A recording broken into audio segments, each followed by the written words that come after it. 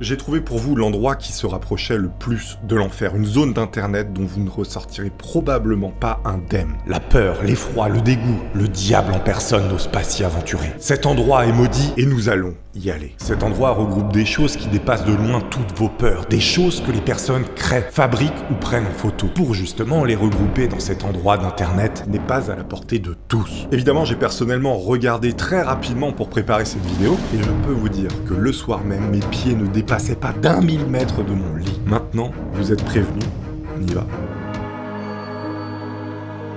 Là, c'est une personne visiblement qui se baladait la nuit dans la rue, il n'arrivait pas à dormir. Un ami est allé se promener l'autre soir et a vu cette femme debout sur un toit. Non mais écoutez, moi je vois ça, je pars en courant. Là, il y a plein de questions qui se posent. Que fait cette femme sur le toit? Elle est en robe de chambre. Alors bon, on peut se demander, est-ce qu'elle s'est pas échappée d'un EHPAD? Peut-être qu'elle se prend pour un pigeon, je ne sais pas. Ça, c'est la carte des personnes disparues qui a visiblement une similitude effrayante avec la carte du système de grotte. Traduction horrible.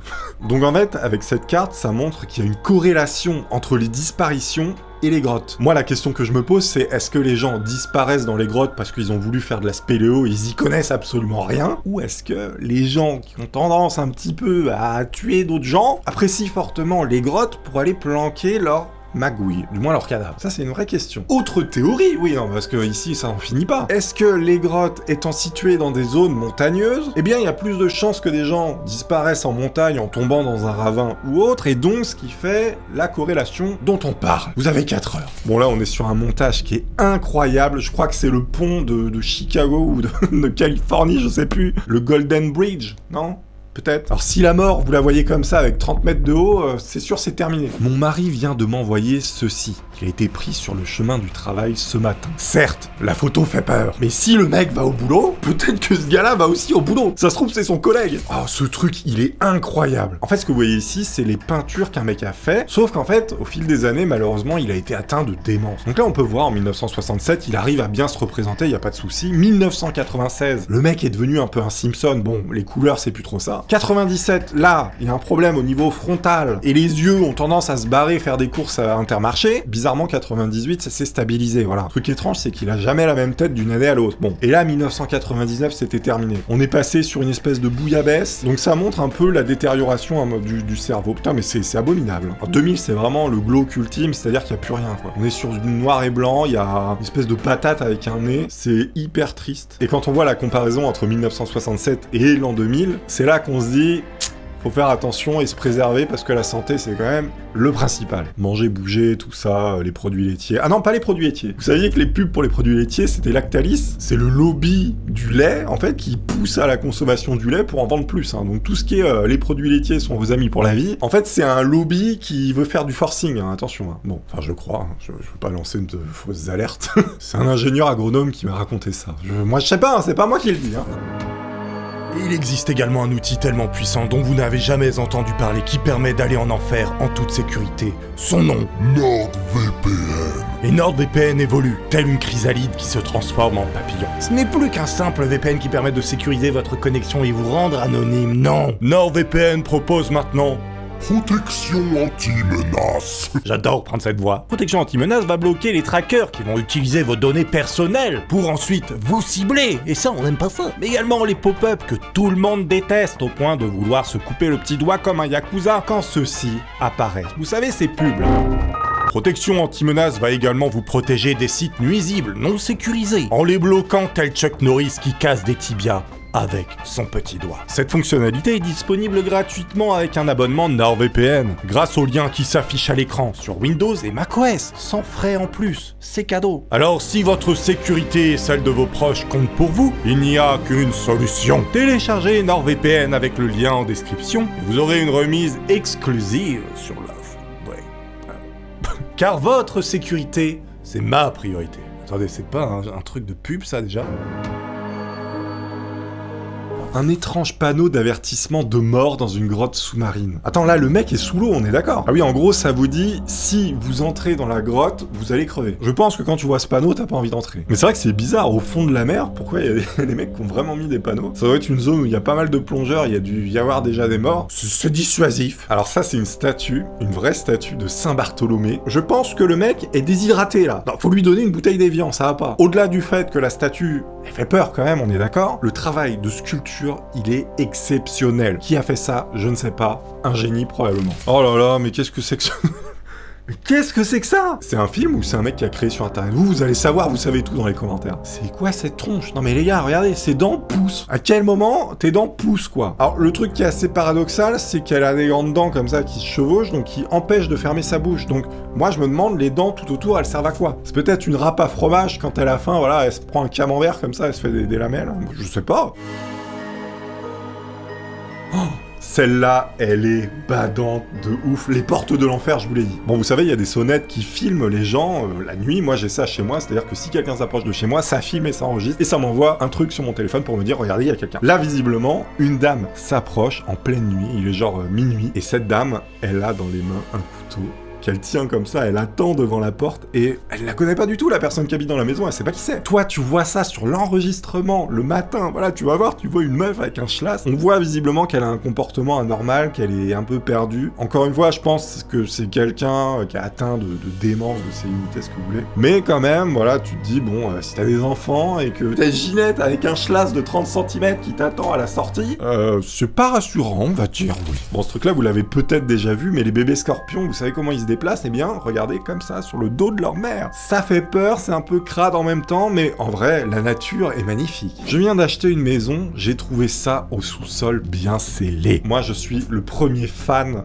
des passages secrets, j'adore ça. Je vais aller voir en précision dans les commentaires, peut-être que quelqu'un a trouvé ce que c'était, ou le mec a ouvert finalement le truc. Vous n'avez jamais vécu dans une maison avec une boîte à démons auparavant? C'est un tiroir de la morgue, espérons qu'il n'est pas occupé. Comment ça, un tiroir de la morgue? Attendez, il y en a un qui a une solution incroyable. Probablement un ancien évent de cheminée de poêle à bois. Assez courant lorsque les gens mettent à niveau pour simplement les couvrir. Ok, donc c'est une cheminée, ça fait pas peur. Ouh, alors ça, bon, je peux vous en parler, mais je peux pas vous le montrer, ce sera extrêmement flouté. Il y a 2 mois, mon père s'est accidentellement coupé l'index avec une scie à table. Ma sœur a retrouvé le doigt sous le siège de la voiture hier. C'est-à-dire que le doigt du daron est resté 2 mois dans la bagnole. Bon là, vous le voyez pas, mais ça ressemble à un pruneau sec. En vrai, moi je le garde, hein. C'est stylé quand même. Oui, c'est bizarre. On est sur un Bernard l'ermite qui a trouvé un crâne et qui s'en sert comme coquille, les gars. Non mais c'est la pire maison du monde, je veux dire. Ah, tu t'es acheté une petite maison, toi? Ouais, super, elle est belle. Moi, je vis dans un encéphale humain. Bon, visiblement, c'est un truc artistique, ce n'est pas un vrai crâne. Elle te suce la vie. Ça, c'est le titre du truc. Non mais, regardez-le. C'est horrible. La traduction est plutôt marrante. Elle te suce la vie. La vie, hein, la vie. Précision, la vie. Ça aussi, je peux pas vous montrer. Je peux que vous montrer les images de droite, pas la grande de gauche, parce que bon, c'est pas possible. Bon, c'est un type, visiblement, sa femme, elle a eu des problèmes, elle est décédée. Sauf que lui, il a pas voulu l'enterrer. Il a dit non, moi, je la garde. En fait, il l'a plastifié. Il a mis, à la place de ses yeux, des trucs en plastique, enfin, des trucs en silicone. En fait, on dit plastifié, mais à l'époque, c'était pas du plastique. Il a mis du formol, des produits pour la conserver. Le gars a dormi 7 ans avec sa femme empaillée. Je sais pas si c'est de l'amour, je sais pas si c'est de l'horreur. En tout cas, il voulait pas s'en séparer, hein. Rapidement, je vous décris quand même le truc. Vous voyez la photo à droite de la dame, hein, ouais, elle est comme ça. Elle est méconnaissable, c'est-à-dire qu'on dirait une patate. J'avais entendu parler, je crois, des mecs qui bossaient chez les pompiers ou à la morgue, et ils tombaient en fait souvent sur des gens qui dormaient avec leur mari ou leur femme qui était décédée. Souvent, ce sont les personnes âgées. Par contre, ça va très rarement jusqu'à l'empaillage, hein. Il y en a pas beaucoup qui font ça. Non, parce que faire de la taxidermie avec Ghislaine qui vient de passer de vie à trépas, c'est moyen en termes de psychiatrie. Bon, Sigmund Freud.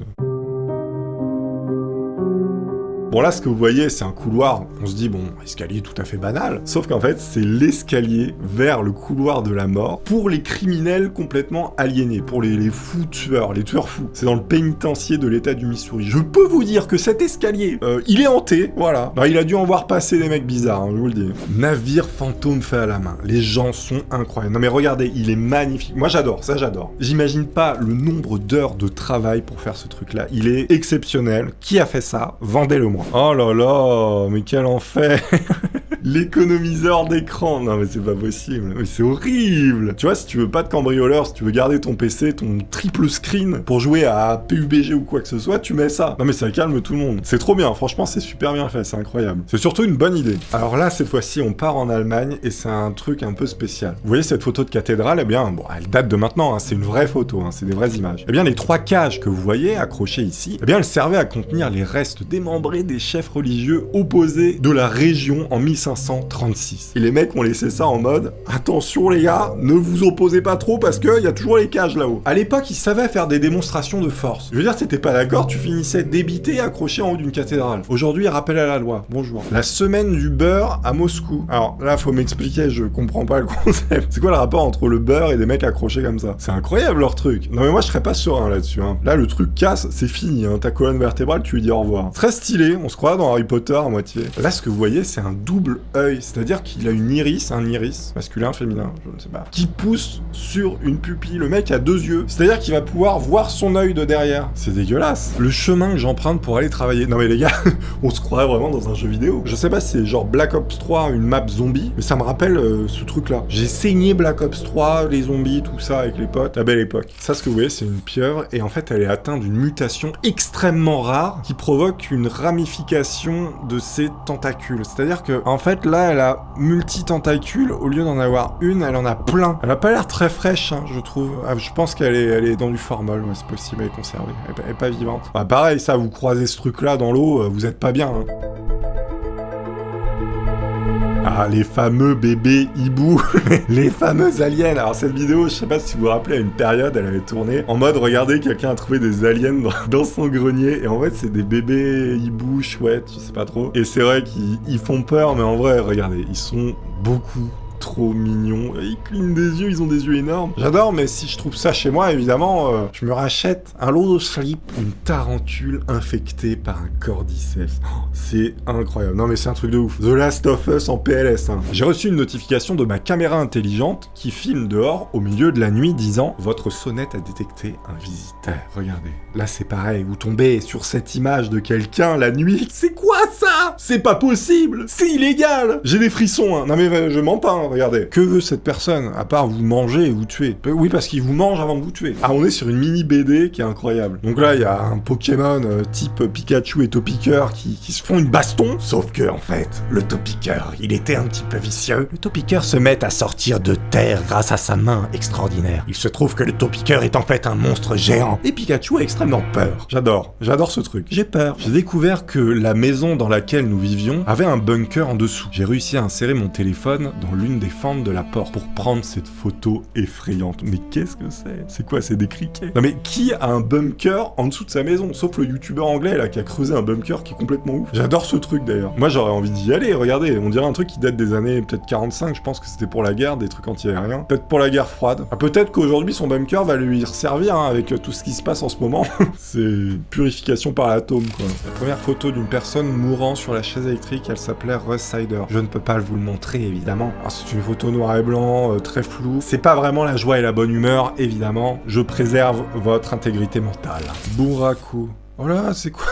Quoi ça? Marionnette Bunraku. Non mais attendez, il y a un problème avec cette marionnette, elle est hantée. C'est incroyable, franchement. Le Bunraku est un type de théâtre japonais datant du 18e siècle. Les personnages y sont représentés par des marionnettes de grande taille, manipulées à vue. Afin de manipuler plus aisément la marionnette, les manipulateurs se déplacent en position de kataraki, jambes à demi fléchies. Donc en fait, c'est une très vieille marionnette, c'est très beau. Ah, cette image, elle est incroyable. Bon, évidemment, c'est du faux, hein. Un astronaute, genre, qui revient sur Terre, et en fait, il se trouve que, bah, on est tous revenus à l'état d'Australopithèque, et là, les mecs ont la dalle. C'est-à-dire qu'ils vont se faire un jambon de Thomas Pesquet, une côtelette de Neil Armstrong, et en vrai, c'est ce qui pourrait se passer. Je sais pas, si, admettons, les humains quittent la Terre, et ils reviennent à un moment donné, et en fait, il leur restait un petit peu comme ça, 2-3 malades qui ont réussi à survivre, en fait, tu reviens et les mecs, ils te chlassent. C'est-à-dire qu'à un moment donné, ils ont besoin de protéines, ils ont la dalle. Toi, tu finis à la cocotte. Alors là, on est en 1929, et il faut savoir que les mannequins dans les magasins, ils étaient faits en cire. C'est à Londres en 1929, et il y a eu une grosse vague de chaleur à cette période. Et vous savez ce que ça fait, la cire, quand il fait chaud? Eh bien, ça donne ça. Ça donne des,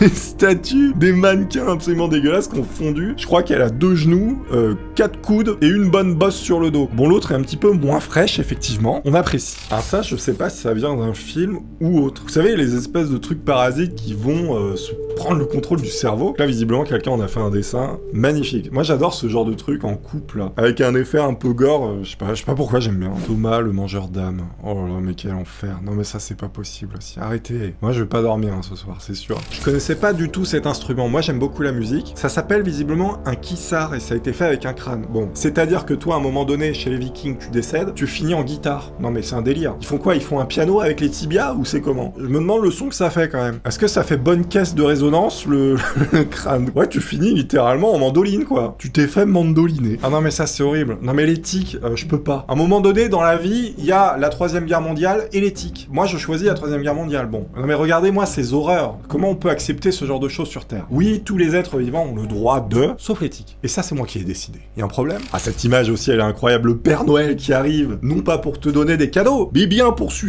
aspirer ton âme. C'est bizarre le geste là. Visiblement il a un peu d'arthrose au niveau du bras, au niveau des bras, parce que bon encore une fois les artistes ont quand même les idées très développées en termes d'horreur. Là on est à Copenhague au Danemark et il y a un mec qui s'est dit bon les gars, je vais faire une création de mecs à poil, oui tous à poil, extrêmement squelettiques et je vais les mettre au milieu de l'eau. Je retourne boire mon eau de javel. Non mais t'es pas bien, je veux dire tu passes le soir ou le matin très tôt quand il fait nuit, tu vois ça effectivement, t'as tendance à recracher un peu ton benko du matin.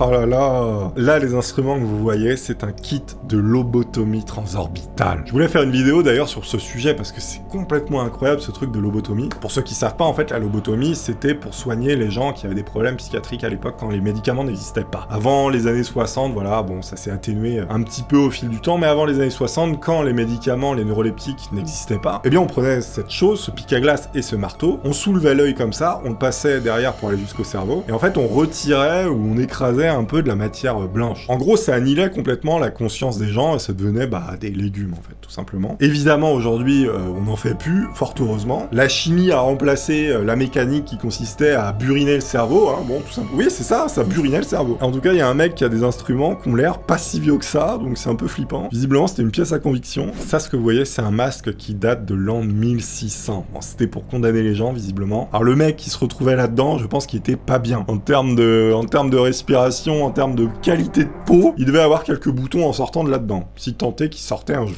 Ver intestinal. Quelle horreur! C'est le genre de truc qu'on peut attraper quand on mange de la viande mal cuite. Je vais surcuire toutes mes viandes, c'est pas possible, mais quelle horreur! Oh là là.